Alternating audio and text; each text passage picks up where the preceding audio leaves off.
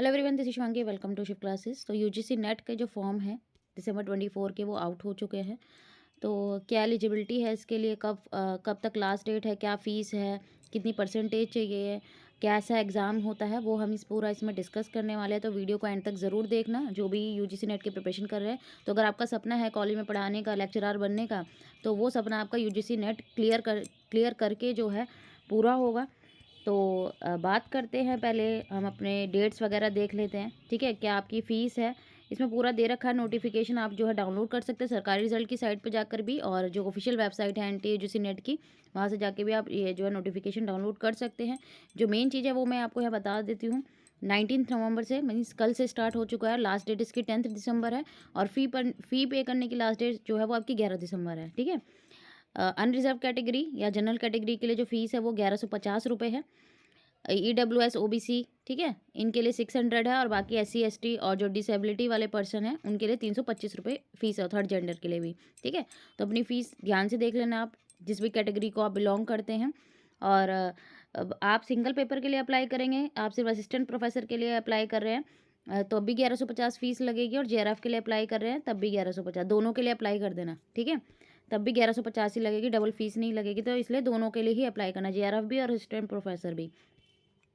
आपका एग्ज़ाम कब होने वाला है, ठीक है, तो आपका एग्ज़ाम और करेक्शन भी इसमें फॉर्म में होगी भाई। 11 दिसंबर आपकी फ़ीस के साथ लास्ट डेट है फ़ी पे करने की। करेक्शन, अगर आपको फॉर्म में कोई करेक्शन करनी है तो उसकी 2 डेट है, 12 और 13 दिसंबर। ठीक है, उसमें अगर आपकी कोई भी स्पेलिंग है या नेम जो भी है, किसी भी चीज़ में, या आपका एड्रेस गलत है, अगर आपकी ईमेल आईडी, वो आप वहाँ जाके चेंज कर सकते हैं।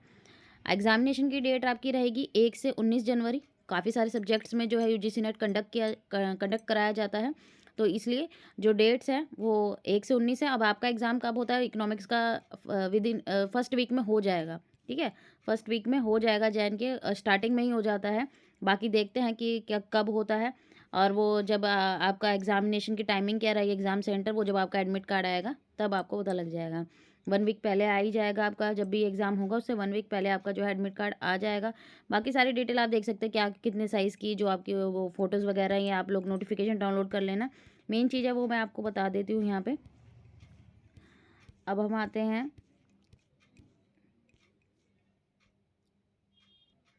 यहाँ पे 3 कैटेगरी हैं। ठीक है, अब जो पहली कैटेगरी है, अगर JRF क्वालिफाइड हो जाता है कैंडिडेट का, वो PhD प्रोग्राम में उनका डायरेक्ट एडमिशन हो जाएगा इंटरव्यू बेस पे, उनको कोई एंट्रेंस नहीं देना है। ठीक है, JRF अगर उनका क्लियर है, भाई आपका असिस्टेंट प्रोफेसर JRF दोनों क्लियर हो जाते हैं, और JRF आपका क्लियर है तो आप PhD में डायरेक्ट एडमिशन ले सकते हैं, लेकिन आपको इंटरव्यू क्लियर करना है, आपको कोई एंट्रेंस नहीं देना। कैटेगरी 2 और 3, ठीक है, कैटेगरी थ्रू भी आपका असिस्टेंट प्रोफेसर हो जाता है, और आपको PhD में एडमिशन मिल जाएगा। ठीक है, तो कैटेगरी 2 और 3 में एंट्रेंस बेस पे आपका PhD में एडमिशन होगा। ठीक है, डिफरेंट डिफरेंट यूनिवर्सिटी भाई कंडक्ट कराती है, जो भी उनका क्राइटेरिया रहता है।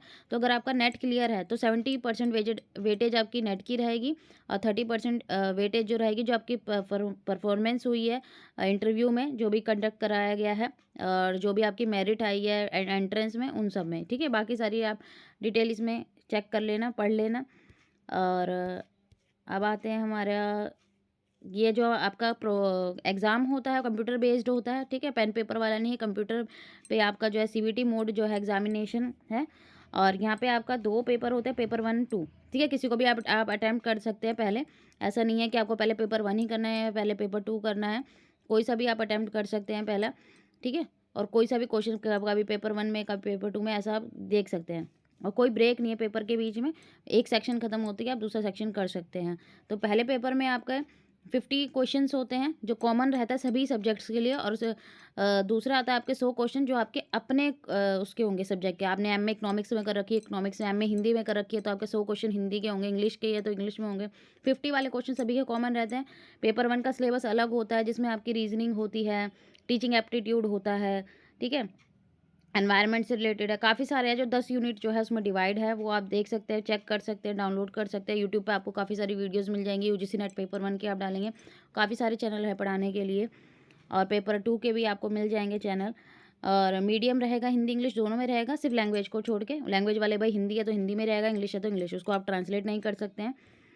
और नेगेटिव मार्किंग नहीं होती है, आपका करेक्ट आंसर होगा 2 मार्क्स मिलेंगे, नेगेटिव मार्किंग नहीं होती इस पेपर में। तो इसलिए सारे क्वेश्चन अटेम्प्ट अगर जिसमें आपको लग रहा है कि हाँ, ये आंसर हो सकता है, तो उसको ज़रूर मार्क करके आएँ, छोड़ के ना आएँ, ठीक है? और कोई भी क्वेश्चन आप छोड़ते हैं रिव्यू के लिए, तो उसके लिए आपको कोई भी मार्क्स नहीं मिलेगा। नेगेटिव मार्किंग नहीं है यहाँ पे, ये आपको ध्यान रखना है। तो इसलिए सारे क्वेश्चन कोशिश करिए कि अटेम्प्ट करें।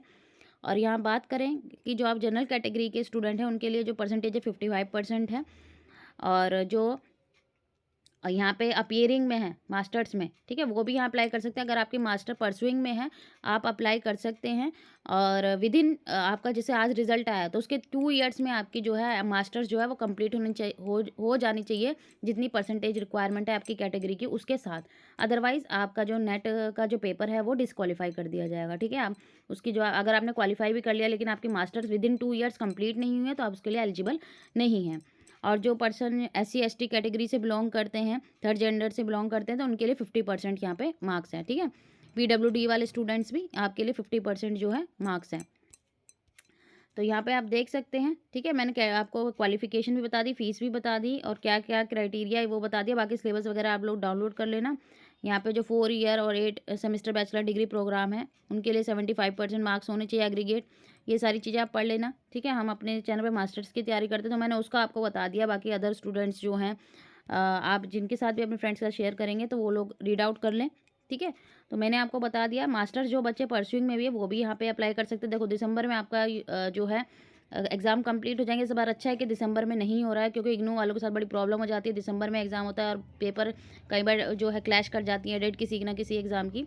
तो यहाँ पे इस बार सही है, जैन में हो रहा है, पेपर खत्म हो जाएंगे, आप अपना नेट का एग्ज़ाम आराम से दे सकते हैं, ठीक है। और जिनका फर्स्ट टाइम है, देख के आपको थोड़ा आइडिया लग जाएगा कि किस तरीके से एग्ज़ाम आता है। अगर आपको टीचिंग में इंटरेस्ट है, अगर आप पढ़ाना चाहते हैं, ठीक है, तो आप इस एग्ज़ाम के लिए अप्लाई कर सकते हैं। और अगर आपका कोई भी डाउट है, तो आप मुझसे कमेंट करके या मेल करके पूछ सकते हैं। इस वीडियो को अपने फ्रेंड्स से ज़रूर शेयर कर देना। Thank you.